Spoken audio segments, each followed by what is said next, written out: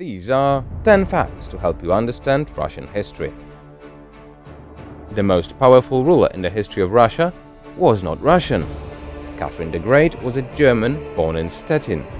She had a sadistic mother, her father didn't amount to much, and both parents used to call her ugly and insolent.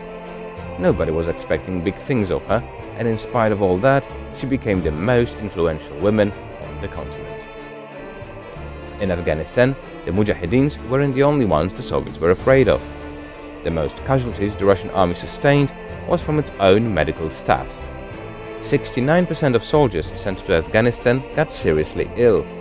1 in 4 had hepatitis, and 1/3 of all units had to be withdrawn from combat due to the loss of effectiveness. Leonid Brezhnev had a plan to dismantle Polish movement Solidarity with meat.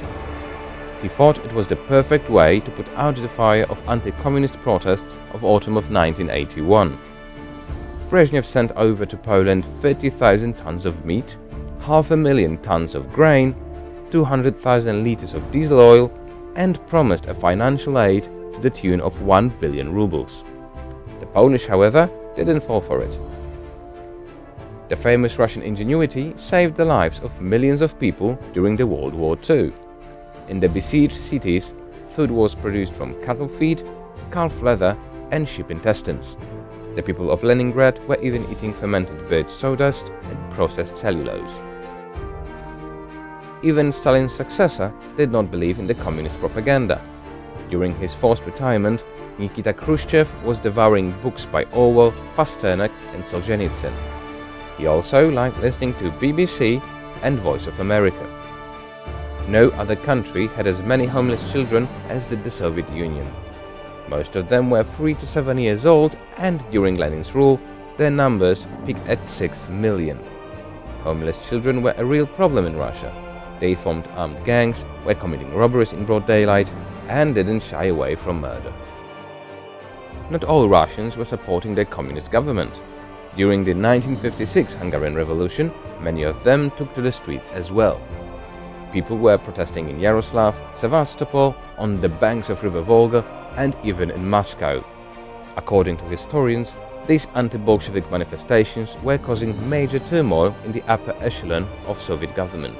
7 times assassins were coming after the Emperor Alexander II of Russia. Most of those attempts were poorly planned. Once, instead of the ruler, a fruit transport from Crimea was blown up. Other time, the attempt was thwarted because one of the assassins overslept and didn't arrive on time. The emperor was finally killed in 1881 by a Polish assassin named Ignacy Hruniewicki. The great leader of the revolution, Vladimir Lenin, couldn't let go of his mum. For years she had to support him financially, even after he became a lawyer. Lenin preferred political agitation over honest work, and he was sending letter after letter asking his mother for money, which he always got. After he got arrested, his mother was bringing dinner to his cell every single day. She was even willing to follow her son to Siberia. Russian law for alcohol has an almost 1,000-year history. During the Dark Ages, hops were used as currency. In the Grand Duchy of Moscow, it even became an alternative to minted money, in many regions getting more popular than silver coins. Beer manufacturing was so prolific at that time that taxes were collected in hops and buckets of malt.